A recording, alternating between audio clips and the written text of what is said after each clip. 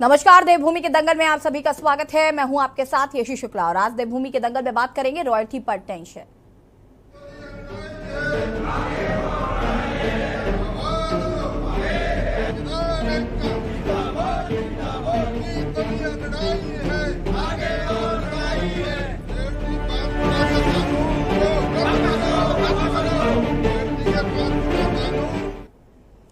पांच गुना रॉयल्टी बढ़ाए जाने के सरकार के फरमान के विरोध में आज प्रदेश भर के ठेकेदारों ने प्रांतीय खंड कार्यालय में एक महत्वपूर्ण मीटिंग की, जिसमें सरकार के इस फैसले का पुरजोर विरोध किया गया। साथ ही ये निर्णय लिया गया कि यदि सरकार ने इस फैसले को वापस नहीं लिया तो प्रदेश भर के ठेकेदार कार्य बहिष्कार करते हुए हड़ताल पर चले जाएंगे और समस्त कार्यालयों में तालाबंदी करेंगे।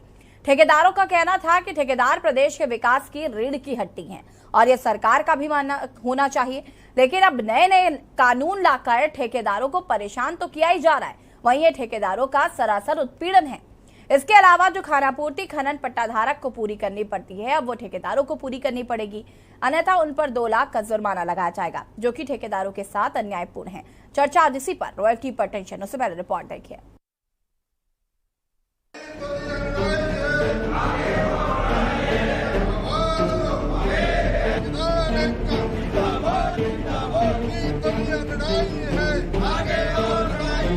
ठेकेदारों की सरकार से ये मांग है कि बड़े टेंडरों को सरकार छोटा करे, जिससे कि छोटे ठेकेदार जिनका रोजगार केवल ठेकेदारी है वो अपना और अपने परिवार का पालन पोषण कर सकें। ठेकेदारों का कहना है कि वे इस संबंध में मुख्यमंत्री से भी मुलाकात कर अपनी बात को रखेंगे। अगर हमारी मांगों को पूरा नहीं किया तो प्रदेश ये आंदोलन और बढ़ेगा। पंकज पांडे जी द्वारा जो इन्होंने निर्णय लिया है कि वसूली का एक धंधा बना रखा है कि भाई ठेकेदारों से 5 गुना वसूल करेंगे, तो हम उसके विरोध में पूरे प्रदेश के ठेकेदार आज एकजुट हैं। अभी हमारे प्रदेश के पूरे पहाड़ पर्वतीय जिलों में जितने भी ठेकेदार हैं सब तालाबंदी और कार्य बहिष्कार कर रहे हैं और आज हमने दोनों जिले देहरादून जिला और हरिद्वार जिले के सभी ठेकेदारों ने आज निर्णय लिया है कि हम 3 दिन का एक टाइम देंगे सरकार को। अगर सरकार हमारी बात पे आज भी गौर नहीं करती, क्योंकि अभी हम मुख्यमंत्री जी से भी मिले थे और बीस सचिव से भी और पंकज पांडे जी से भी, लेकिन काफ़ी लंबा समय हो गया है, उन्होंने हमारी बात का कोई संज्ञान नहीं लिया। तो हम 3 दिन के बाद पूरे प्रदेश के अंदर देहरादून जिला मतलब पूरे प्रदेश के अंदर पूरा काम जितने भी काम चल रहे हैं, चाहे वो बड़ा प्रोजेक्ट हो चाहे छोटा प्रोजेक्ट हो, पूरा रोक दिया जाएगा। पूरे प्रदेश के ठेकेदार बहुत इस बात से उद्वेलित है और पूरे प्रदेश में इस वक्त ठेकेदार आंदोलन की कगार पे है। हम आज देहरादून में जितने भी हमारे ठेकेदार हैं सभी विभाग के यहाँ इकट्ठे हुए हैं प्रांतीय खंड में, और आज सर्वसम्मति से यह निर्णय लिया गया कि सरकार जो रियल्टी की मौजूदा दर है जिसमें उन्होंने जियो जारी किया है कि हम 5 गुना वसूलेंगे, अगर इस निर्णय को वापस नहीं लेती तो हम सरकार को अगले 3 दिन का समय दे रहे हैं। 3 दिन तक सरकार ने इस पर कोई निर्णय नहीं दिया तो पूरे प्रदेश के ठेकेदार कार्य बहिष्कार करने के लिए, काम रोकने के लिए, तालाबंदी करने के लिए और अनिश्चितकालीन धरना देने के लिए विवश हो जाएंगे। वहीं विपक्ष का मानना है कि छोटे ठेकेदारों को सरकार की इस नीति के द्वारा मोहरा बनाया जा रहा है। जिस तरीके से रॉयल्टी फीस बढ़ाकर इन छोटे ठेकेदारों को खत्म करने का काम राज्य सरकार कर रही है, ये सरासर अन्याय है, जिसकी वजह से स्थानीय ठेकेदारों पर इसका बेहद प्रभाव पड़ेगा और बाहरी ठेकेदार और ज्यादा सक्रिय प्रदेश में हो जाएंगे। उत्तराखंड में जो ठेकेदार हैं, चाहे वो पीडब्ल्यूडी में है या अन्य विभागों में है, सभी ठेकेदार जो है पहले से ही जो टेंडर निकलते हैं और जो अगर काम आवंटित होता है तो उसमें रॉयल्टी की जो राशि वो पहले से ही फिक्स होती है। अब अगर सरकार ये नया निर्णय लेके आएगी साहब 5% जो है एक्स्ट्रा रॉयल्टी बढ़ाएंगे, तो मुझे लग रहा है ये तर्कसंगत और न्यायपूर्ण नहीं है। और जो ये स्थानीय ठेकेदार हैं, जो छोटे ठेकेदार हैं, जो उत्तराखंड के ठेकेदार हैं, उनके साथ तो विशेष तौर पे अन्याय होगा। वो लोग पहले ही उनको यहाँ पर काम नहीं मिल पा रहे हैं, उनको जो अभी जो इनकी नीति है यहाँ पर स्थानीय ठेकेदारों को हतोत्साहित करने के लिए, तो ये लोग और हतोत्साहित होंगे। पहले ही यहाँ पर देखिए कि जो ये सरकार जो है पर्दे के पीछे से जो है यहाँ के ठेकेदारों से काम छीनना चाहती है। भाजपा सरकार अपने निर्णय को लेकर आश्वस्त दिखाई दे रही है। भाजपा का मानना है कि इससे पहले भी रॉयल्टी फीस में बढ़ोतरी की गई थी, क्योंकि प्रदेश में कई ठेकेदार काम तो ले रहे थे, लेकिन काम को समय सीमा पर पूरा नहीं किया जा रहा था, जिसकी वजह से कई ठेकेदार ब्लैकलिस्ट हो रहे थे और सरकार ने ऐसे ही ठेकेदारों पर लगाम लगाने के लिए काम रॉयल्टी फीस की बढ़ोतरी करने का काम किया है। रॉयल्टी बढ़ाने का मुद्दा है वो सरकार का फैसला है। पूर्व में भी इस प्रकार जो है रॉयल्टी बढ़ाई गई और अभी जो प्रकरण देखने में आ रहा था, बहुत सारे ठेकेदार बंधु काम लेने के बाद ब्लैक लिस्टेड हो रहे थे, तो रॉयल्टी बढ़ाना जरूरी था ताकि भविष्य में कार्यों को अधूरा न छोड़े और सरकार के जो पैसे का नुकसान होता था वो नुकसान सरकार को न उठाना पड़े और ये सारे ठेकेदार बंधु उस काम को समय पर पूर्ण कर सकें, इस नियत से जो है रॉयल्टी बढ़ाई। वहीं आम आदमी पार्टी का भी यही मानना है कि सरकार ठेकेदारों के ऊपर नाजायज व्यवहार कर रही है। जब सरकार अपनी रॉयल्टी फीस बढ़ा रही है तो ठेकेदार काम कैसे करेगा और फिर वह अपने कामों में लापरवाही भी बरतेंगे और ईमानदारी से कोई काम पूरा नहीं हो पाएगा। उत्तराखंड सरकार इस वक्त बिल्कुल सत्ता के नशे में चूर है। एक तरफ तो महंगाई का आलम है, दूसरी तरफ बेरोजगारी है और तीसरी तरफ उन्होंने जो ठेकेदारों के ऊपर जो रॉयल्टी बढ़ाई है उसको लेकर के आज ठेकेदार परेशान है कि वो काम कैसे करेंगे, ईमानदारी से काम कैसे होगा। जब आपने रॉयल्टी इतनी बढ़ा दी, आपने दाम इतने बढ़ा दिए और जो ठेका उसने पहले से लिया हुआ उसके मुताबिक तो वो नहीं चलेगा, तो वो ईमानदारी से काम कैसे कर पाएगा। आज आप किसी भी विभाग में चले जाइए, जो ठेकेदारी प्रथा को बढ़ावा देने का काम इस सरकार ने किया है, मुझे लगता है उसकी हमें घोर निंदा करनी चाहिए और तमाम जनमानस को, ठेकेदार जितने भी हमारे लोग हैं जो काम करते हैं, उनको सड़कों पे आना चाहिए, सरकार के खिलाफ बिगुल बजाना चाहिए।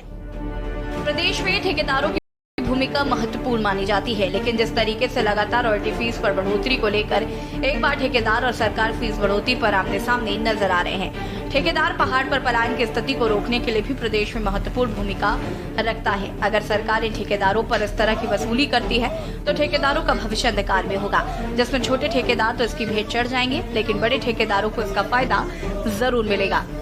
अब सरकार को ऐसी नीति बनाने की आवश्यकता है जिस पर ये ठेकेदार संतुष्ट हो जाएं।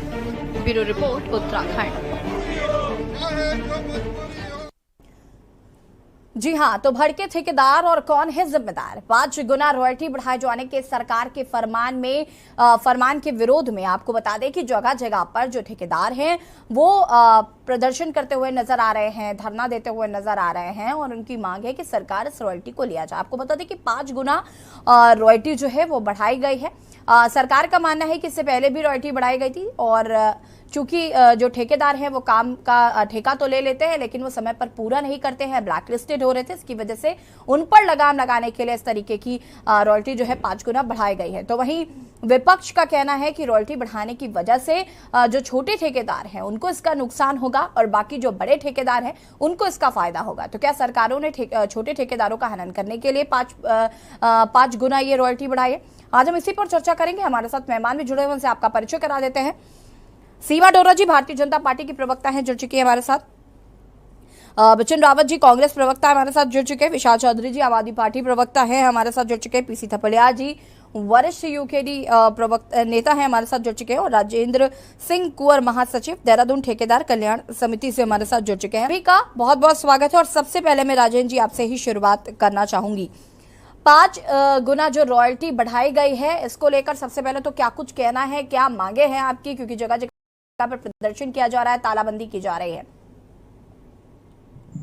जी मैडम, एक्साइज के ठेकेदार रॉयल्टी पहले से ही जमा करते आ रहे हैं। अभी 28 जून 2022 को उत्तराखंड सरकार के खनन विभाग से डॉक्टर पंकज कुमार पांडे जी के द्वारा हस्ताक्षरित करा हुआ एक शासनादेश हुआ है, जिसके मुताबिक उसमें लिखा गया है कि जो ठेकेदार मौजूदा रॉयल्टी जमा कर रहे हैं सीधे सीधे 5 गुना उनसे रॉयल्टी काटी जाए।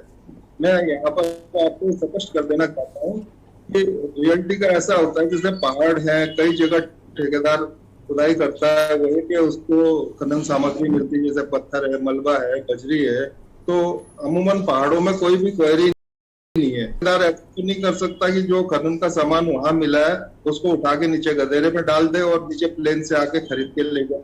इतना रेट तो ठेकेदार को मिलता नहीं। तो जो भी खनिज संपदा वहाँ पे उपलब्ध होती है उसको ठेकेदार वहाँ पे अपना काम कर लेता है। बाद में जब उसका माप होता है तो विभाग में जितने घन मीटर उसने काम किया है उतने घन मीटर में मौजूदा रेट जो कि 194 रुपये 50 पैसे है वो पर घन मीटर उससे काट लिया जाता है।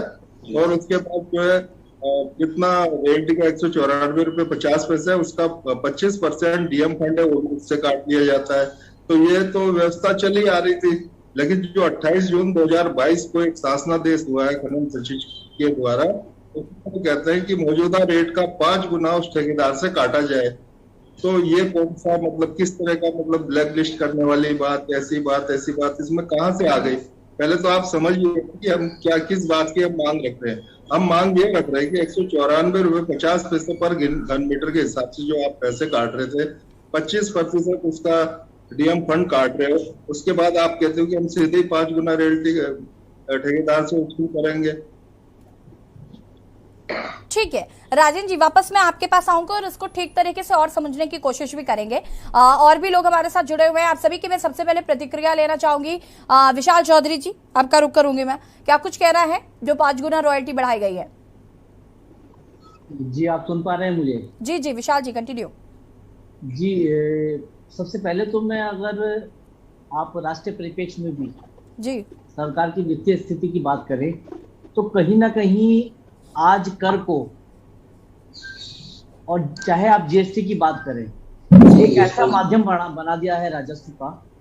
भाई आपके पास कोई ऐसी नीति नहीं है कि जिसके माध्यम से आप राजस्व बढ़ा सके, चाहे वो पर्यटन का क्षेत्र हो या उत्तराखंड की भौगोलिक परिस्थितियों के अनुसार उसको विकसित करने का ऐसा आधार आपके पास हो कि जिसके माध्यम से उत्तराखंड के जनमानस को भी कोई भार ना पड़े और आपके पास राजस्व भी आए जी। लेकिन भारतीय जनता पार्टी जिस प्रकार से जजिया कर के रूप में, चाहे वो जीएसटी आप देख सकते हैं कि 1.5 लाख करोड़ रुपए प्रति माह जीएसटी एकत्रित संग्रहित की जा रही है, और आप समझ सकते हैं कि व्यापारियों के बच्चों को ना फ्री शिक्षा की बात होती है ना बीमे की बात होती है जी। और ठेकेदारों की निश्चित मैं समझता हूं कि मांग जायज है कि भाई आप 5 गुना रॉयल्टी उनसे लेंगे, 5 गुना। भाई आपने ठेकेदारों के हितों में, आपके पास कोई ऐसा वैकल्पिक ना तो कोई मार्ग है ना कोई व्यवस्था है कि आप उत्तराखंड के युवाओं को, उत्तराखंड के ठेकेदारों को कोई रोजगार दे सकें। लेकिन जो लोग अपनी आजीविका ठेकेदारी के माध्यम से उत्तराखंड में चला रहे हैं और छोटे ठेकेदार हैं, आप उनको सहयोग करने के बजाय आपका उत्पीड़न कर रहे हैं। और कहीं ना कहीं 5 गुना आप ऐसे कैसे फरमान जारी कर सकते हैं? मतलब आपको अगर सत्ता सौंप दी है जनता ने, तो क्या आप इसमें डिक्टेटरशिप करेंगे या तानाशाही करेंगे क्या? भाई कहीं ना कहीं मैं पुनः यही कहना चाहूंगा कि जिस प्रकार से ठेकेदार अपनी बात कर रहे हैं, ये मुद्दा पहले भी उठा था और हमारे संज्ञान में है कि आप उत्तराखंड के प्रोजेक्ट में बाहर के बड़े ठेकेदारों को सम्मिलित करते हैं। मान लो 50 करोड़ का प्रोजेक्ट है तो दिल्ली की किसी बड़ी कंपनी को आप दे रहे हैं, जबकि ठेकेदार उत्तराखंड के ये कह रहे हैं कि भाई उसी आप ठेके को 4 भागों में बांटकर 12.5 करोड़ के पार्ट में बांटकर 4 लोगों को दे दीजिए। उसमें स्थानीय ठेकेदार को कहीं ना कहीं अपनी भागीदारी भी सुनिश्चित करने की मिलेगी और एक रोजगार का साधन भी उपलब्ध होगा। लेकिन कहीं ना कहीं भारतीय जनता पार्टी पूर्ण रूप से ये तानाशाहपूर्ण निर्णय ले रही है और रॉयल्टी शासनादेश हम कहते हैं कि तत्काल वापस लिया जाए, वरना ठेकेदारों के साथ आम आदमी पार्टी सड़क से लेकर सदन तक आंदोलन करेगी। और ये पहला कोई किस्सा नहीं है। विशाल जी देखिए, इस पर आगे मैं विस्तार से चर्चा करूंगी क्योंकि मैं सबकी प्रतिक्रियाएं पहले लेना चाहती हूँ। बिपिन रावत जी हमारे साथ जुड़े हुए कांग्रेस प्रवक्ता है। बिपिन जी अपनी बात को पूरा कर सकते हैं आप? जी क्या बोल रहे हैं? विशाल जी मैं कह रही हूँ इस पर आगे विस्तार से चर्चा की जाएगी, मैं पहले सबकी प्रतिक्रियाएं ले लेती हूँ। बिपिन रावत जी। मैडम सबसे पहले तो अभी जो चौधरी साहब ने बोला है, मैं उनकी बात से सहमत हूँ कि पहले जब से मतलब ये टेंडरिंग प्रक्रिया जब शुरू हुई थी तो इसमें क्या हो रहा था कि जो क्षेत्रीय स्तर के जो छोटे छोटे ठेकेदार हुआ करते थे उनका तो रोजगार सरकार ने एकदम छीन लिया है, क्योंकि बड़े बड़े ठेकेदारों को बड़े बड़े टेंडर जारी करने का जो मतलब तरीका जो निकाला गया है ताकि जो छोटा ठेकेदार है वो काम न कर पाए, उसका एकदम ठप हो जाए। तो सरकार के पास मतलब कुछ ऐसी नीतियां बनाने की तो थी नहीं, तो सरकार जो है पूर्ण मैंडेट में बैठी हुई, तो टोले की फरमान जारी करने का तो इनके मतलब इनके जो है आदत में आ चुका है। अब ये ठेकेदार जो छोटा ठेकेदार जो अपने परिवार को जो है रोजमर्रा के जीवन में जो उनके नेसेसरी जो चीजें खर्चे पर्चे की वो छोटे छोटे ठेके करके वो पूरा कर रहा था। लेकिन सरकार की क्या मानसिकता निकल के आ रही है कि सरकार ये चाह रही है कि जितने भी उनके अपने शागिर्द हैं, जो उनके अपने मित्र हैं, ये बड़े बड़े टेंडर के जरिए जो है उन लोगों को फायदा पहुंचाने का काम कर रहे हैं। और मैं इस डिबेट के माध्यम से भी कहना चाहूंगा कि यदि सरकार अगर इस तुगलकी फरमान को अगर वापस नहीं लेती है तो कांग्रेस पार्टी जो है विपक्ष की भूमिका में आकर ठेकेदार संघ के साथ जो है कंधे से कंधा मिलाकर खड़ा है और सरकार का पुरजोर जो है विरोध किया जाएगा। ठीक है, पीसी तापालियाल जी क्या कुछ प्रतिक्रिया है इस पूरे मामले को लेकर? जी यूं तो राज्य में अभी तक इतिहास गवाह है कि ठेकेदारों का और राजनेताओं का चोली दामन का साथ रहा है और उसके तहत हमेशा मिलजुल के ये दोनों फोर्सेस काम करती रही हैं और क्योंकि इसके माध्यम से ही राजनेता अपने चुनावी खर्चे निकालते रहे हैं। लेकिन अब जो बात आई है कि अब हमारा राज्य जो है सीधा सीधा दिल्ली की सत्ता से संचालित होते हुए दिख रहा है, क्योंकि इसीलिए उन्होंने ऐसा मुख्यमंत्री चुना है जो यश पे यश मिलाते हुए कदम से कदम मिलाकर दिल्ली वालों के चले। अब दिल्ली के जो बड़े बड़े ठेकेदार हैं उन्होंने देखा कि यहाँ का ठेकेदार, उत्तराखंड का ठेकेदार जो मटेरियल ले रहा है वो बहुत सस्ता ले रहा है, क्योंकि वहां पे मटेरियल जो कंस्ट्रक्शन मटेरियल है बहुत महंगा हो चुका है और उस महंगा होने के कारण उसकी नजर गिद्ध नजर उन माफियों की यहाँ लग चुकी है और उनको मैंने देखा नहीं कि आपने पहले भी जैसे 108 को कैसे डिस्प्लेस किया यहाँ पे भाजपा सरकार ने 2 मिनट में मध्य प्रदेश का टीम आ गई यहाँ पे पूरी जो 108 के बदले यहाँ पे आई है। इसी तरह से उन ठेकेदारों को यहाँ लाना है, इनकी मजबूरी है, इसलिए ये चोली दामन का जो साथ था उसको तोड़ना पड़ रहा है इनको। ये इसको जिस तरह से क्योंकि उनसे काम कराना आसान भी होता है, क्योंकि जो कुछ एक्सट्रैक्ट करना है वो दिल्ली में एक्सट्रैक्ट कर दिया जाएगा यहाँ पे। फिर नहीं तो ये छोटे ठेकेदार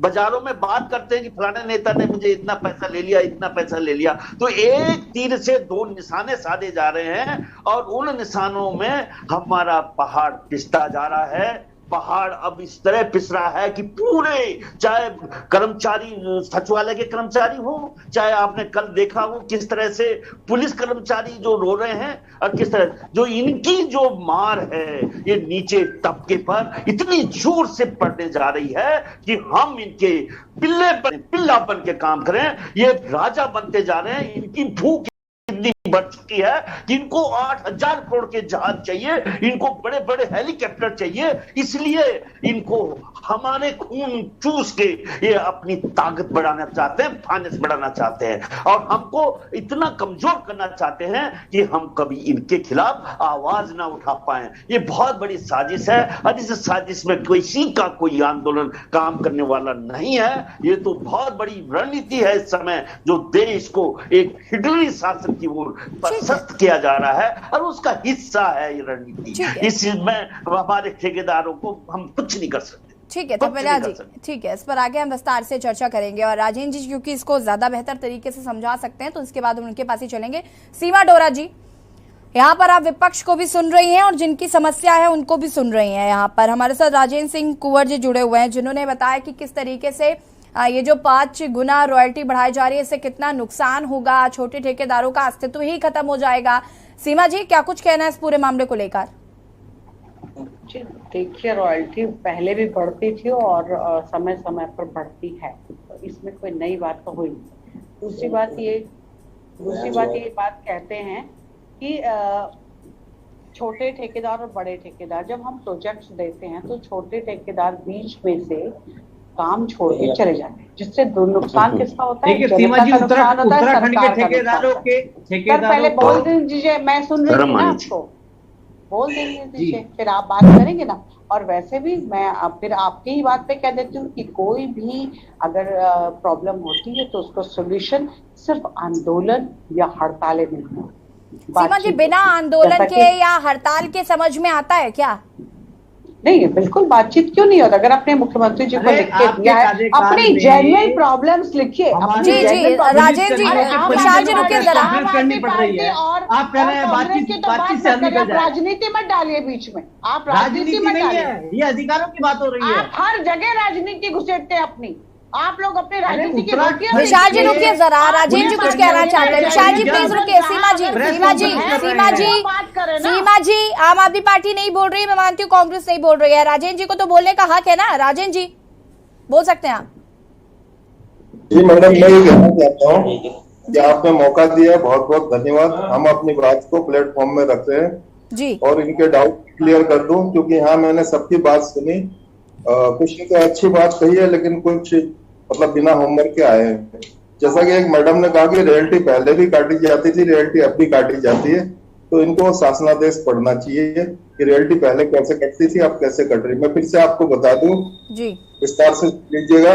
28 जून 2022 को खनन विभाग के सचिव डॉक्टर पंकज कुमार पांडे जी के द्वारा स्थापित एक शासनादेश हुआ है, जिसमें यह कहा गया है कि मौजूदा जो भी रेट है रॉयल्टी का, मैं आपको बता दूं मौजूदा रेट है 194.50 पर घन मीटर, उसका सीधे 5 गुना रॉयल्टी काटा जाए। तो इन मैडम से ये पूछिए कि किसी चीज के भाव 2000 से सीधे 1000 हो जाएंगे तो कैसा लगेगा, पहली बात। दूसरी बात, अभी आप ये समझिएगा कि 1-2 लाख का काम होता है तो उसमें रॉयल्टी लगभग 20 से 21 हजार रुपए जाती है। तो जो ठेकेदार 2 लाख का काम कर रहा है उसमें 1 लाख रुपए तो रॉयल्टी के जमा कर देगा, 2% इनकम टैक्स जमा कर देगा, 1.5% लेबर सेस जमा कर देगा, 2% जीएसटी जमा कर देगा। तो ठेकेदार काम क्यों कर रहा है, ये समझ लें। दूसरी बात मैं आपको बता देना चाहता हूँ कि 30 जून 2022 को पूरे प्रदेश के ठेकेदार देहरादून में आए थे। माननीय विधायक दिलीप सिंह रावत जी के नेतृत्व में हम सीएम साहब से मिले थे।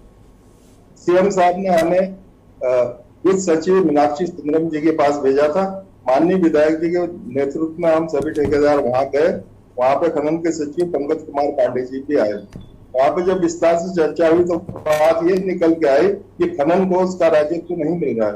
मैडम, मैं आपके माध्यम से ये पूछना चाहता हूँ कि अगर ठेकेदार ने खनन, पीडब्ल्यूडी विभाग है, चाहे सिंचाई विभाग है, चाहे आरईएस है, जो भी कार्यदायी संस्था है, उसने अपना खनन जमा किया और जमा करके डीएम साहब के पास गया, उसके बाद वो पैसा आगे कहाँ जमा हुआ, ये विषय विभागों के आपस के हैं।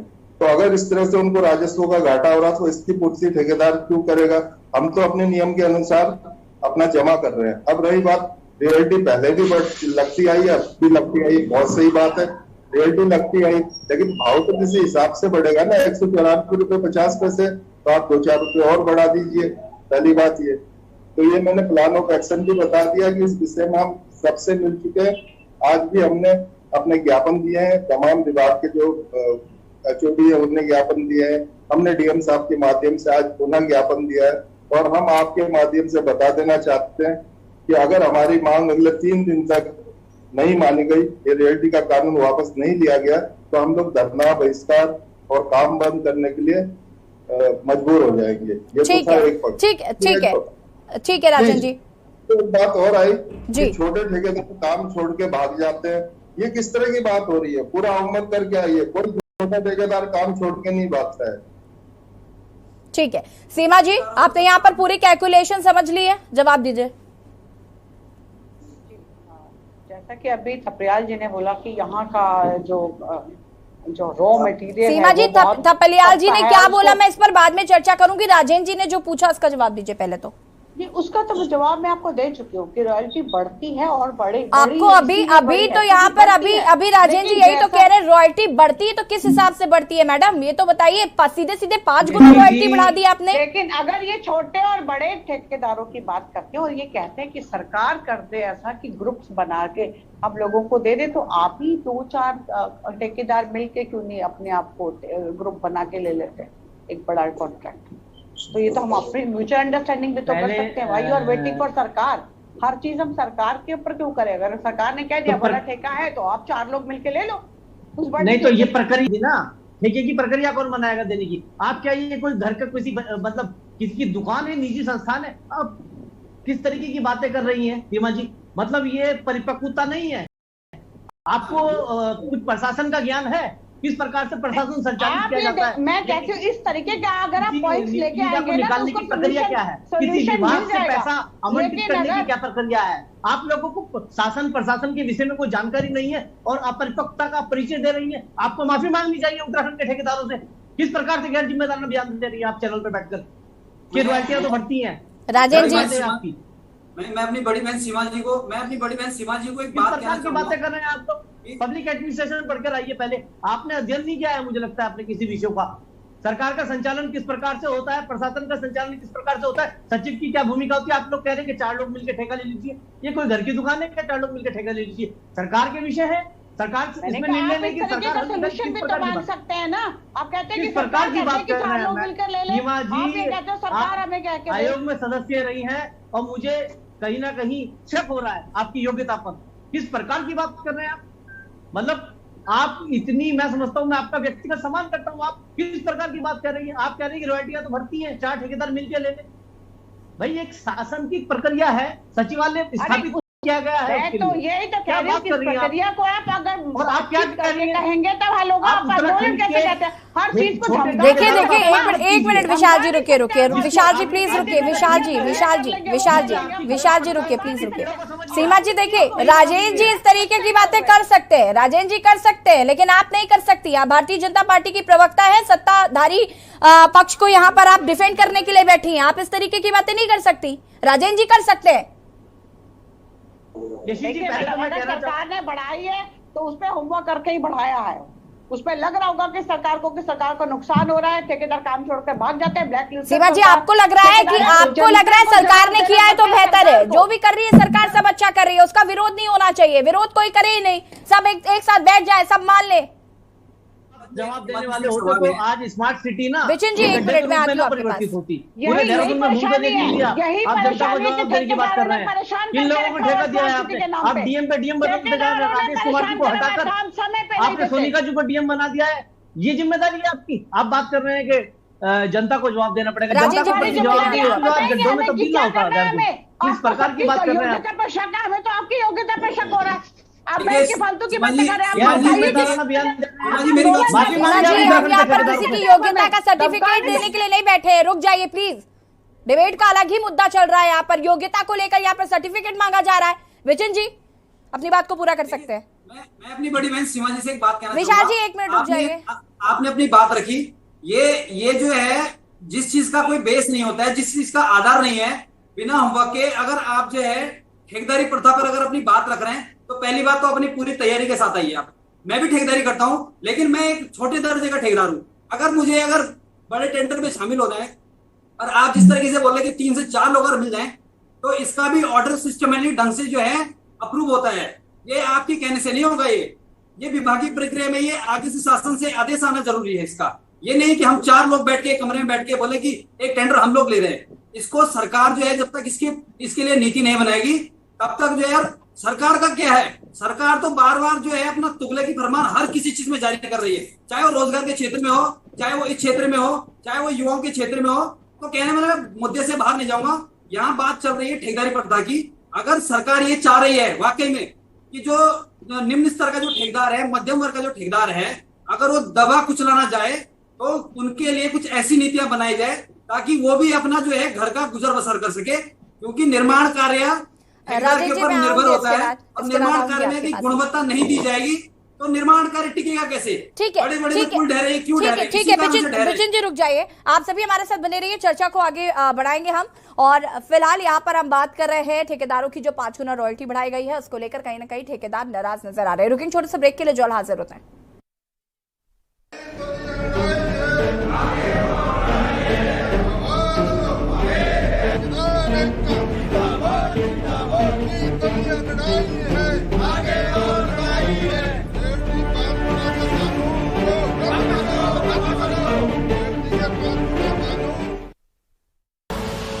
आप देख रहे हैं के न्यूज, खबरों का सारथी। मेरे लड़के में हुनर और लगन की कोई कमी नहीं है, पढ़ाई में भी बहुत तेज है, बस उसे इंग्लिश बोलनी नहीं आती। हम गरीबों के बच्चों में यही तो है कि इंग्लिश बोलने में मार खा जाते हैं, वरना किसी से कम नहीं है मेरा लड़का। पर अब देखना, दिल्ली सरकार ने ये जो 3 महीने का इंग्लिश बोलने का कोर्स शुरू किया है ना, इससे मेरा बेटा बोलेगा और इंग्लिश बोलने वाला की बराबरी कर लेगा। मैं चाहता हूं सभी बच्चों को अच्छी से अच्छी शिक्षा मिले। गरीब और मिडिल क्लास के बच्चे किसी भी क्षेत्र में पीछे ना रहें। अब गरीब और मिडिल क्लास परिवारों के बच्चे भी फर्राटेदार इंग्लिश बोलेंगे। दिल्ली सरकार दिल्ली के युवाओं के लिए लाई है spoken English course by Delhi skill university, जहां सिर्फ 3 महीने में आप फर्राटेदार इंग्लिश बोलना सीख सकते हैं। जब खिलकर निकलेगा ये स्किल, सपनों से दूर जाएगा।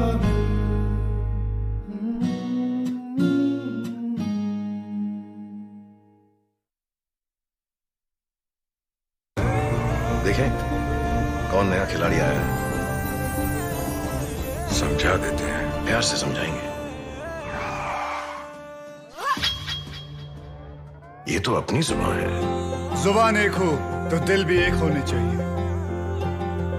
विमल, बोलो जुबान केसरी। दौर बदल जाते हैं मगर आपकी पहचान नहीं। जैसे सर्वकॉम पिछले 35 सालों से पहचान है भरोसे की, भारत के नंबर 1 टॉप क्वालिटी डोमेस्टिक और इंडस्ट्रियल प्रोडक्ट्स की। सर्वकॉम रखे सब कंट्रोल में। आप देख रहे हैं के न्यूज, खबरों का सारथी।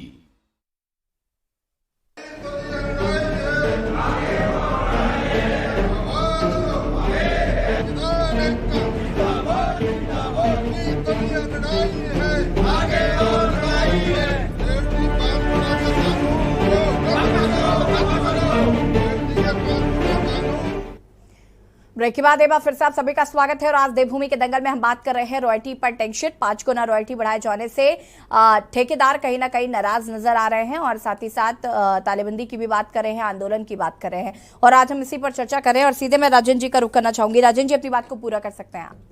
जी मैडम, धन्यवाद, आपने मंच दिया और मैं मंच में आए हुए जितने भी लोग हैं अपनी अपनी योग्यता के अनुसार सभी बात कर रहे हैं। मैं किसी की बात का अन्यथा नहीं लेता। मुझे तो आपके इस चैनल के द्वारा राजन जी देखिए, मैं आपको बता दूं कि सीमा डोरा जी भारतीय जनता पार्टी की प्रवक्ता हैं और आप इनसे सीधे सीधे अपने सवाल पूछ सकते हैं। आपकी जो भी समस्या है उनसे कह सकते हैं। मैं अपनी बात रखना चाहता हूँ मैडम जी, क्योंकि अब किसी विषय में पूरा ज्ञान नहीं है, लेकिन बहसबाजी करना कि रियल्टी के दर तो बढ़ते रहेंगे। मैंने उनको बता दिया कि रियल्टी का मौजूदा दर 194 रुपये 50 पैसे है।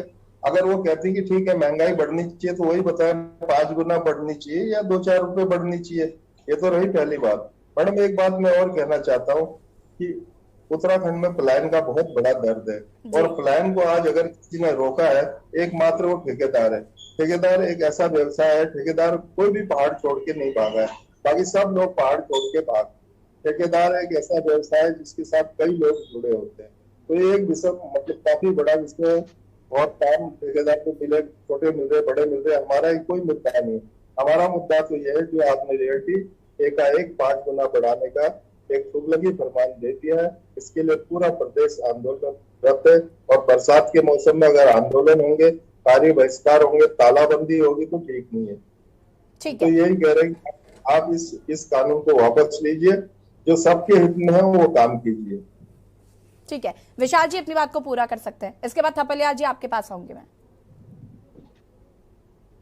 देखिए यशी जी, उत्तराखंड के ठेकेदारों की पीड़ा को समझने के लिए आपको धरातल पे उतरना होगा जी। और जब भी भारतीय जनता पार्टी की जहां भी सरकारें हैं, चाहे राष्ट्रीय स्तर पे और जो जिन राज्यों में अभी सत्ता में है, आप देख सकते हैं कि जहां पर भी राजस्व संग्रह करने की बात हो रही है तो इस प्रकार के नीति बनाई जा रही है कि जिससे स्पष्ट रूप से कहीं ना कहीं समाज के आम व्यक्तियों को और अपने जो आजीविका चलाने वाले लोगों पर पूरा भार पड़ रहा है। आप देख सकते हैं कि आज मैं पुनः कोई बात कहूंगा कि 1.5 लाख करोड़ रुपए जीएसटी के रूप में आप संग्रहित कर रहे हैं। तो मैं ये पूछना चाहता हूं भाजपा के प्रवक्ता से कि आपका एक बयान अभी आया जो बहुत गैर जिम्मेदाराना था कि उत्तराखंड के जो छोटे ठेकेदार हैं वो काम जोड़ के चले जाइए, हमें या 4 लोग मिलके ले लीजिए।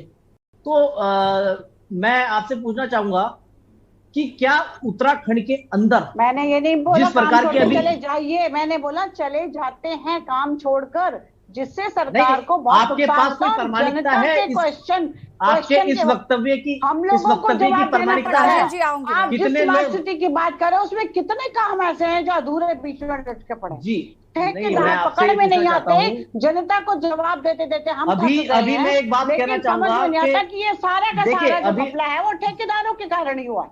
मैं ये नहीं कहती कि सारे आप उत्तराखंड के ठेकेदारों को भ्रष्ट कहना चाहते हैं कि उत्तराखंड के सभी ठेकेदार भ्रष्ट हैं? मैं बिल्कुल नहीं कह रही हूँ। मैं क्या कह रही हूँ कि सबके बारे में ऐसे नहीं कह सकते, लेकिन हाँ ऐसा हो रहा है। और मैं ठेकेदार की बेटी रही हूँ, राजेंद्र जी उनका बजट आपके यहाँ से सर विशाल जी रुकिए जरा, राजेंद्र जी कुछ कहना चाहते हैं। राजेंद्र जी, ये कि ठेकेदारों को कुछ नहीं मिलता या ठेकेदार कुछ नहीं कर सकते या वो बहुत ही विशाल जी रुकिए जरा, मैं यहाँ पर राजेंद्र जी को थोड़ी सी प्राथमिकता इसलिए भी देना चाहती हूँ क्योंकि वो उनकी समस्या है तो वो उसे ज्यादा क्लियर तरीके से बता पा रहे हैं। राजेंद्र जी अपनी बात को पूरा कर सकते हैं आप। जी बात आरोप करोगे तो बात नहीं होगी। सीमा जी देखिए, आप जो फिलहाल यहाँ पर जो रुख अपना रहे हैं कहीं ना कहीं वो बिल्कुल भी जायज नहीं ठहराया जा सकता क्योंकि आपको थोड़ी सी संवेदनशीलता दिखानी पड़ेगी, थोड़ा सा आपको संवेदनशील होना पड़ेगा। आप जिस तरीके से यहाँ पर लेकिन अगर ये नहीं, आप नहीं दिखा रही है सीमा जी, आप जब से डिबेट का हिस्सा आप तब से ठेकेदारों पर उंगली उठा रही है। जी राजेंद्र जी। मैडम, मुझे बड़े दुख और अफसोस के साथ कहना पड़ रहा मैडम सीमा जी के लिए कि वो भी आंकड़े लाए और हम भी आंकड़े लाएंगे। कितने छोटे ठेकेदार उत्तराखंड के काम छोड़ के भाग गए और कितने बड़े ठेकेदार उत्तराखंड के काम कर रहे हैं। इस तरह के विषय जिसके बारे में पूरी जानकारी न हो, हम तो ठेकेदार, हमें पता है कि कौन कहाँ कैसे काम कर रहा है, कौन काम छोड़ के भागा, किसके काम की गुणवत्ता कैसी है। देखो, मैं राजनीति में नहीं जाना चाहता, लेकिन अगर आप किसी राजनीतिक पार्टी की तरफ से यहाँ अपनी बात रखने आए हो तो इस तरह की छोटी छोटी बातें ना करें। आज का मुख्य विषय क्या था? रियल्टी अचानक 5 गुना कर दी गई। क्यों कर दी गई इसका कारण किसी को पता नहीं। और मैडम ने कहा कि आप लोगों को धरना नहीं देना चाहिए। धरना तो अभी हमने दिया ही नहीं। धरना की तो अभी तक हमने अल्टीमेटम दिया है कि पहले आप हमारी बात मान लीजिए और हम विधिवत, चाहे विभाग के HOD हो, चाहे DM साहब के द्वारा हो, चाहे सीधे CM साहब हो, सचिव साहब हो, सबसे मिल तो लिए। जब कोई हमारी बात सुनना नहीं चाहता तो हमारे पास औचित्य क्या है? मैं बार बार एक ही बात कह रहा हूँ कि 200 की रियल्टी में अगर सीधे 1000 रुपए जमा करना पड़ेगा तो किस तरह की रियल्टी पड़ रही है, किस तरह का प्राइस आएंगे, ये बताए ना मुझे। ठीक है राजेंद्र जी। थपलियाल जी अपनी बात को पूरा कर सकते हैं आप, इसके बाद मैं सीमा डोरा जी आपसे जवाब लूंगी। थपलियाल जी, देखो, छोटे ठेकेदार और बड़े ठेकेदार का अगर हमें देखना है तो कांग्रेस छोटे ठेकेदारी के ही कारण रही है। क्योंकि अगर हमने हरिद्वार से लेकर देहरादून तक की सड़क को देखा होगा, कितने दिनों तक अटक रही थी, कितने मतलब हालत खराब थे। जैसे ही गडकरी आए, बड़े ठेकेदारों को लाए, मिनट में आज दिल्ली से देहरादून तक चकाचक बन गया। इसी तरह से ऑल वेदर रोड में एक भी ठेकेदार इन्होंने लोकल नहीं लिया, किसी ने आवाज नहीं उठाई। क्यों? एक भी सारे, इवन जो झंडी दिखाता है वो भी झारखंड का लड़का खड़ा होता है जो वहां पे वो कंट्रोल कर रहा है ट्रैफिक। मैं कह रहा हूं आज सबसे ज्यादा संस्थान केंद्रीय सरकार के उत्तराखंड में, देहरादून में है। अरबों रुपया केंद्रीय संस्थानों, FRI से लेकर सर्वे ऑफ इंडिया, जितने सर्वे हैं देहरादून में नेशनल लेवल के, जितनी बड़ी संस्थाएं, पूरे उत्तर प्रदेश में इतनी संस्थाएं नहीं है केंद्र सरकार की जितनी देहरादून में है। और वो सारे के सारे लोकल ठेकेदार सब बैठ चुके हैं। मेरी स्टेटमेंट को खत्म हो चुका है सारा। ONGC इतना बड़ा संस्थान है, ONGC में एक भी लोकल ठेकेदार नहीं रहा। ये आखिरी बचे हुए हैं, इनका नंबर है। अब मैं ये कुछ भी कर लें, अब वो 5 गुना जो इन्होंने बढ़ाया है वो रणनीति का हिस्सा है। क्योंकि 5 जब बार्गेनिंग होगी तो 2-2.5 में कहीं ना कहीं सुई अटकेगी और तब जाके इस चीज को ला पाएंगे। क्योंकि आपने देखा होगा कि जिस देश में एक पेट्रोल का 1 रुपया बढ़ता था, कितनी जनता चिल्लाती थी, उस देश में आज 200 रुपए भी पेट्रोल जा रहा है, जनता चुप है। इसलिए इन लोगों को कोई ये सोचे कि जनता को कोई फर्क पड़ेगा। जनता रिजल्ट देखना चाहती है और रिजल्ट जब ये लोग दे रहे हैं तो हम क्या कर रहे हैं? हम भी खत्म है। क्योंकि इनका रिजल्ट जो है, क्योंकि खुली अर्थव्यवस्था के तहत पूंजीवादी व्यवस्था है, अब कोई साम्यवादी समाजवादी व्यवस्था नहीं है। पूरा जो आज अमेरिका में, लंदन में हो रहा है वो दिल्ली में भी होगा और वो देहरादून और उत्तराखंड में भी होगा। इसलिए हमको सत्य को स्वीकारना होगा कि अब जो मैं बता रहा हूं, मेरी स्टेटमेंट को लिख के ले लो कि CPWD के ठेकेदार, MES के ठेकेदार देहरादून में लोकल खत्म हो चुके हैं। सारे बाहर के ONGC, जितना बड़ा संस्थान आज ONGC में, जितने लड़के आज काम कर रहे हैं 8-10 हजार रुपए पा रहे हैं। और जब पहले लोकल ठेकेदार थे तो 2,000-2,500 में काम करते थे। तो सिचुएशन देखिए, दोनों तरफ देखना पड़ेगा और इस सिचुएशन से मतलब हम मुंह नहीं मोड़ सकते। इसलिए हमारे जो ठेकेदार हैं, उसको किस तरह से क्योंकि वो किसी ना किसी नेता के होते हैं। ठेकेदार पीडब्ल्यूडी में इसलिए अभी तक जिंदा हैं क्योंकि वे नेताओं के कार्यकर्ता होते हैं। मैं ओपनली बोल रहा हूं, कोई भी मतलब बहुत कम ठेकेदार होंगे और जो ठेकेदार कोई बड़े बड़े मतलब ऐसे रहे होंगे। इंदिरा हृदय जब वो बनी थी पीडब्ल्यूडी मिनिस्टर, पूछिए कांग्रेस से, उसने सीधा सीधा गाजियाबाद के ठेकेदार लाए, क्यों हल्ला नहीं मचा? मतलब हम लोग ठीक है थपलियाल जी ठीक है रुकिए, मैं वापस आऊंगी आपके पास। सीमा डोरा जी, आरोप है आप पर कि यहाँ पर छोटे ठेकेदार जो हैं उनका अस्तित्व खत्म करने की कोशिश कर रही है सरकार। बड़े ठेकेदारों को तो फर्क ही नहीं पड़ता, उनको सिर्फ काम से मतलब है, आप उनको काम दीजिए, रॉयल्टी बढ़ती भी है तो उन्हें फर्क नहीं पड़ता। तो कहीं ना कहीं ये आरोप है कि छोटे ठेकेदारों को आप खत्म करना चाहते हैं। घर कैसे चलेगा उनका? सरकार की कोई मंशा नहीं है, लेकिन मैं फिर भी कह रही हूँ कि बातचीत से बहुत कुछ हल हो जाता है। अगर आपको ऐसा लगता है तो आप बिल्कुल बातचीत करिए, जो आपके चैनल के माध्यम से भी बातें जाती हैं डेफिनेटली। देखिए सीमा जी, राजेंद्र जी तो कह रहे हैं कि हमने मुख्यमंत्री जी से भी मुलाकात की। आप तो पहले ही इस बात को नकार ही रही थी कि मुख्यमंत्री से आपको बात करनी चाहिए, बातचीत से मसला हल हो सकता है। लेकिन यहाँ पर राजेंद्र जी कह रहे हैं बातचीत से कुछ नहीं हुआ, बातचीत से कुछ नहीं हुआ, अब वो आंदोलन को मजबूर है। उसके बाद भी आप उन्हें अलग अलग थ्योरी समझा रही हैं यहाँ पर। देखिए मैं फिर यही बात कह रही हूँ कि आंदोलन से तो कुछ खैर होता नहीं, कि अगर आप काम रोक कर बैठेंगे तो नुकसान बहुत कुछ आपका भी होता है।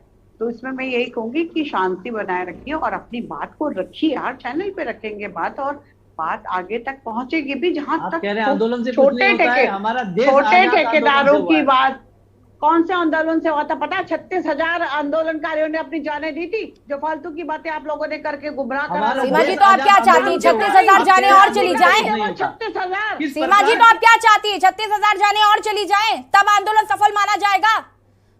ये नौबत ही क्यों आने दी जाए?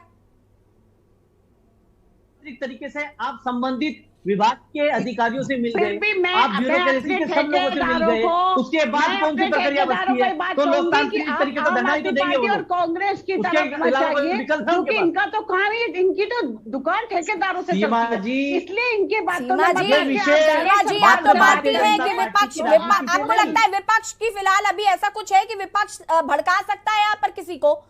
और जब आर्थिक रूप से आप लोगों को संपन्न नहीं कर पा रहे, सबल नहीं कर पा रहे, विपक्ष का क्या अस्तित्व है?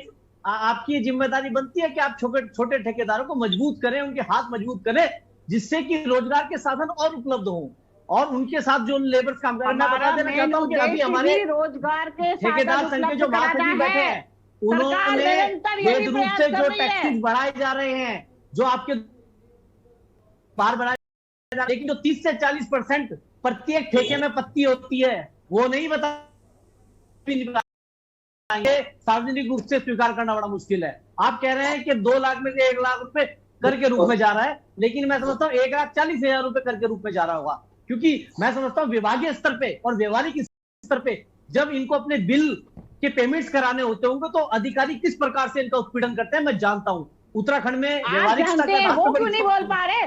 आप सब कुछ जानते हैं, आप सब कुछ जानते हैं, तो आप भी बोल लीजिए, सबको बुलाने की क्या जरूरत है? पूछ लीजिए, आप इनको बिठाइए खाली, के प्रतिनिधि बैठे पूछे ना, कहीं ना कहीं 20 से 30%। ठीक है विशाल जी रुकिए जरा, राजेंद्र जी विशाल जी रुकिए, प्लीज रुकिए, प्लीज रुक जाइए, विशाल जी रुक जाइए, विशाल जी प्लीज रुक जाइए,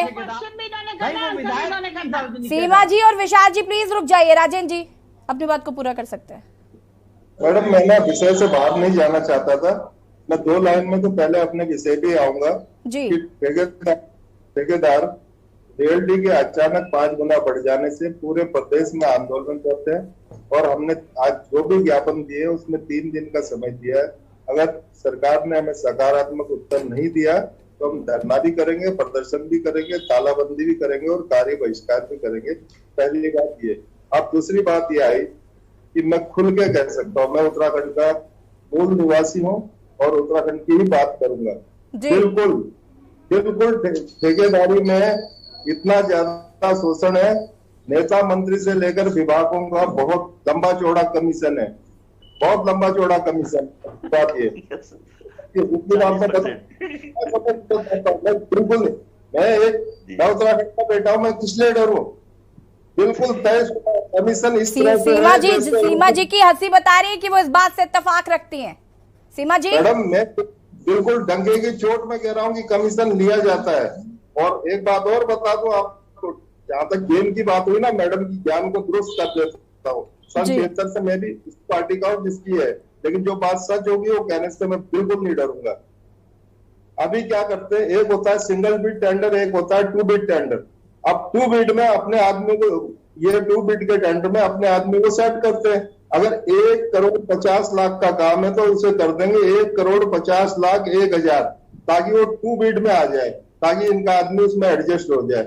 आज भी सिंचाई विभाग में हमने एचओडी साहब से इस बात को संज्ञान दिया है कि एक हमारे प्रयास से एक काम ये हुआ था कि छोटे छोटे टेंडर लगेंगे, तो एक शासनादेश आया कि ठीक है भाई 50 लाख तक के टेंडर लगेंगे, जिसमें कोई ज्यादा रिक्वायरमेंट नहीं होगी, पहले की तरह जो जैसा कानून था वैसे ही होगा। अब 50 लाख से ऊपर के टेंडर को 2 बिड में करेंगे सिंचाई विभाग में। अब आज ही कुछ एक मामले संज्ञान में आए, 50 लाख और 1,000 कर दिया ताकि वो टेंडर 2 बिड में चले जाए और मनपसंद के आदमी को काम मिल जाए। तो काम देने से ये फायदा है इनको कि 2 बिड में जो आदमी इनका अपना सेट होगा उससे एक कमीशन। मैं बिल्कुल डंके की चोट पे कह रहा हूँ मैडम इस बात को। किस बात का? ठीक है राजेंद्र जी, ठीक बात है, ठीक है राजेंद्र जी, ठीक बात है। राजनीतिक रूप से इस बात को स्वीकार किया, मैं आपका धन्यवाद करता हूँ सर। ठेकेदार तो उत्तराखंड की गली गली जानता है, ठेकेदारों से उत्तराखंड की कोई बात नहीं छुपी हुई है।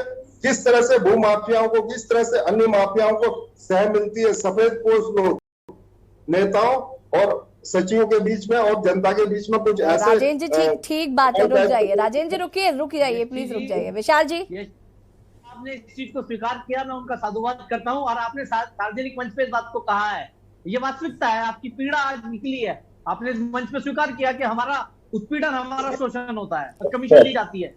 बहुत बहुत धन्यवाद आपका इस बात को कहने के लिए, क्योंकि इसलिए भी कहीं ना कहीं मुखर हो इस बात को रखने के लिए आपका ईमान साफ होना चाहिए। सीमा जी क्या कहना चाहती है? इतना कुछ सुनने के बाद क्या कहना है? इस बात से मैं इत्तेफाक रखती हूँ, लेकिन वो आज की नहीं मैं कह रही हूँ, ये मैं तब कह रही हूँ जब अपने बचपन से अपने फादर को देखती थी कि कोई जब बिल पास होना होता था तो किसी के इंजीनियर के घर में टीवी चला जाता था तो कहीं फ्रिज चला जाता था। तो ये खैर ये सालों पुरानी बातें मैं कह रही हूँ, ये प्रथा चलती आ रही है, क्यों ना हम रोके, क्यों इस परंपरा को हम ना रोके? तो किसी पार्टी को आप जिम्मेदार नहीं कर सकते, ये हमने बनाई है परंपरा, जिसके कार्यकाल में होगा तो वो जिम्मेदारी उसकी होती है ना। तो राजेंद्र जी आपको क्या नहीं तो सीमा जी आपको क्या लग रहा है? राजेंद्र जी 10-12 साल पुरानी बात थोड़ी ना बता रहे हैं, मुख्यमंत्री आपका है। राजेंद्र जी 10-12 साल पुरानी बात नहीं बता रहे सीमा जी। देखिए मैं एक बात कहना चाहूंगा जी विशाल जी कंटिन्यू। मैं एक बात कहना चाहूंगा विशाल जी कंटिन्यू कर सकते हैं। हर चीज को इजी को इनका देख ले। देखिए फिलहाल मुझे 1 मिनट का समय दीजिए, मैं एक उदाहरण के रूप में आपसे एक सवाल करना चाहता हूँ सीमा जी से, उसका जवाब आप दे दीजिए, उसके बाद आप बोलते रहिए। मैं एक बात पूछना चाहता हूँ सीमा जी, देहरादून में 4 सड़कों को नापा है स्मार्ट सिटी के नाम पर। 4 सड़कें हैं, वो स्मार्ट सिटी नहीं है, वो 4 रोड है जिनको आपने स्मार्ट सिटी का नाम दे दिया। बहल चौक से लेकर आरागढ़ चौक तक जो स्मार्ट सिटी का काम हो रहा था आरंभिक चरण में, पहले चरण में, उसमें क्रॉस रोड मॉल के पास डिवाइडर चौड़ा बना दिया, कितना जी, कम से कम 6 फुट का। तब तत्कालीन हमारे डीएम साहब थे राजेश कुमार जी। अब जब उसको चौड़ा 6 फुट कर दिया गया तो उसके बाद रोड जो हो गई संकरी हो गई, नैरो हो गई, छोटी हो गई। तो उसके बाद जब वहां आवाजाही में समस्या उत्पन्न हुई तो देहरादून के डीएम साहब का ये बयान आता है कि जी साहब जब डिवाइडर बन गया तो हमें पता चला रोड छोटा हो गया। ये गैर भाई साहब एई जेई आपके जितने अधिकारी जो भी स्मार्ट सिटी का काम कर रहे हैं, कहाँ है वो लोग? बेवकूफ लोग हैं क्या जो जिनको तूत नाप कुछ नहीं करना आता? उसके बाद उस डिवाइडर को तोड़ के छोटा कर रहे हैं। भाई ये आर्थिक रूप से बोझ किस पर डाला जा रहा है? आप बताइए कि देहरादून के डीएम ये कह रहे हैं कि रोड छोटा, और आपके एई जेई जो उस कहीं ना कहीं उस ठेके में जिन लोगों को इंप्लीमेंट करने की जिम्मेदारी थी, जिन लोगों के निर्देशन में वो कार्य किया जा रहा था, कौन लोग हैं वो लोग?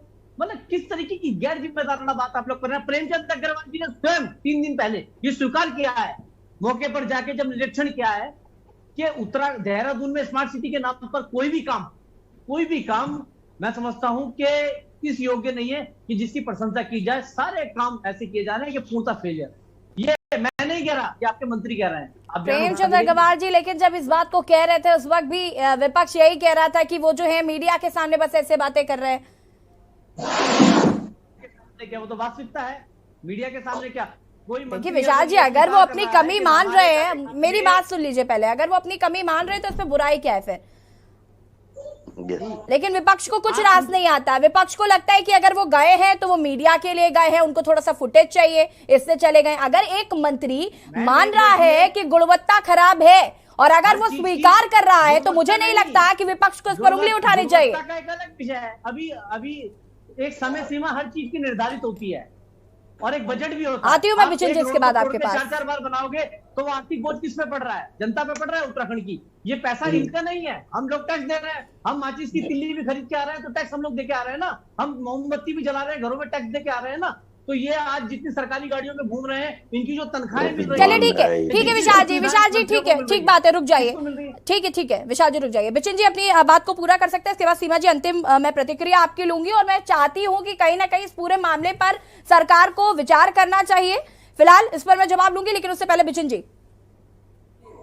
आपने बोला कि मंत्री जी जो है मौके पर आए और उन्होंने ये बात है खुद एक्सेप्ट की है कि स्मार्ट सिटी के नाम पे जो काम हो रहे हैं उसमें कुछ गलती हुई है। अब इसमें जो नुकसान हुआ है, इसका जो भार है वो आ किस पे रहा है? वो आ रहा है जनता के ऊपर। अब यही बात अगर जनता के ऊपर अगर लागू कर दी जाए, ये इस प्रकार की गलती अगर किसी ठेकेदार से या किसी आम जनता से अगर हो जाए तो सरकार जो है उस नाम पे जो है न जाने कभी तो या तो बुलडोजर चला दे या तो उसके खाते से ही जो है अपने आप जो है पैसा विड्रॉ करवा दे। तो कहने मतलब ये है कि जो सरकार में बैठे लोग हैं, क्या उनकी जो गलती है वो गलती नहीं है और आम जनता की जो गलती वो गलती है? तो इन चीजों में सरकार को बहुत सुधार करने की आवश्यकता है। और जहां तक रही बात विपक्ष की, अभी राजेंद्र जी ने बोला है इसमें राजनीतिकरण नहीं चाहिए। कोई बात नहीं, मैं भी बोलता हूँ राजनीतिकरण नहीं चाहिए, लेकिन अगर वो तो बेचारे खुद ही कह रहे हैं कि हमने वोट दिया है, 3 दिन का आपने समय दिया है और 3 दिन तक अगर सरकार अगर आपकी बात नहीं मानती है, अगर आप सड़कों पर उतरते हैं, तो मैं विपक्ष की ओर से अपनी ये बात रख रहा हूँ, यदि किसी भी स्थिति में अगर आपको विपक्ष की आवश्यकता है, विपक्ष आपके साथ जो है पुरजोर तरीके से खड़ा है, कंधे से कंधा मिला। ठीक है, कांग्रेस का समर्थन मिल गया है, आम आदमी पार्टी का समर्थन मिल गया है। सीमा जी, कैसे बनेगी बात? आपके सिर्फ ठेकेदार ही आंदोलन की बात कर रहे हैं, अब सबके सब अगर आंदोलन करने लगेंगे तो बचेगा कौन? पुलिस कर्मियों के परिजन एक तरफ आंदोलनरत हैं, वहीं दूसरी तरफ ठेकेदार आंदोलनरत है, वहीं और भी कर्मचारी जो है वो आंदोलनरत है। तो आप मुझे बताइए, हर व्यक्ति लग जाएगा तो बचेगा क्या? नहीं, देखिए सबको अपनी बात रखने का अधिकार है। अगर इनको भी लगता है कि ये ठीक नहीं इनको लग रहा, तो मैं तो कहती हूँ बार बार रखिए, हर मंच पे रखिए। सीमा जी देखिए, मैं आपसे चाहती हूँ कि आप एक जिम्मेदार प्रवक्ता की तरह इस बात को थोड़ा बहुत आश्वासन यहाँ पर राजेंद्र जी को दे सकती हैं। ठीक है, आप उन्हें यहाँ पर आश्वासन देने के बजाय उन पर ही इल्जाम लगा रही थी शुरुआत में। मैंने नहीं लगाया, मैंने उनको बार बार यही बात कही कि बढ़ती है, पहले भी बढ़ी है, लेकिन अगर इसको राजनीति बना के चलेंगे तो बहुत नुकसान हो जाएगा, क्योंकि इनको तो नुकसान होगा। आपको अपना काम करना। सीमा जी देखिए, मैं अभी इससे पहले भी मैंने शुरुआत में आपको बताया कि देखिए छोटे ठेकेदारों को इससे नुकसान होने वाला है।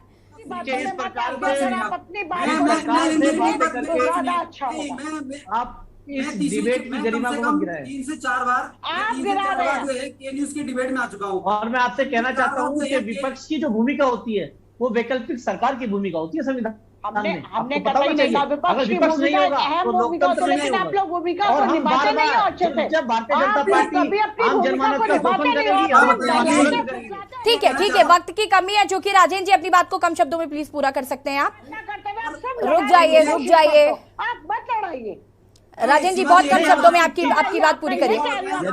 रुक जाइए विशाल जी, प्लीज राजेंद्र जी बीजेपी की प्राइवेट लिमिटेड कंपनी उत्तराखंड में चलेगी। ठीक है, अभी राजेंद्र जी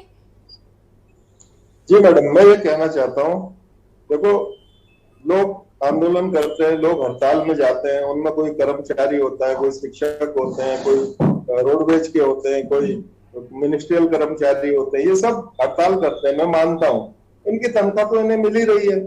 ठेकेदार एक ऐसा व्यवसाय है ठेकेदार किसी भी हालत में कभी भी हड़ताल में नहीं जाना चाहता, क्योंकि ठेकेदार की रोटी। ठीक है राजेंद्र जी, देखिए हम उम्मीद करते हैं कि सरकार आपकी बात को सुने और हम चाहते भी, और सीमा जी मैं आपसे भी निवेदन करना चाहूंगी कि सरकार तक इन ठेकेदारों की बात को पहुंचाया जाए, क्योंकि वक्त की हमारे पास बहुत कमी है। आप सभी का बहुत बहुत शुक्रिया चर्चा में शामिल होने के लिए। और आज हम देवभूमि के दंगल में बात कर रहे हैं रॉयल्टी पर टेंशन। एक तरफ जहां सरकार ने रॉयल्टी 5 गुना बढ़ा दी है, तो वहीं ठेकेदार अब आंदोलन करने के लिए मजबूर हैं। देखते हैं कि सरकार इस पर क्या रुख इख्तियार करती है। फिलहाल देवभूमि के दंगल में इतना ही। देखते रहिए के न्यूज़ इंडिया। नमस्कार। इस कार्यक्रम के प्रायोजक करता है गोल्डी हिंग, कण कण में जान।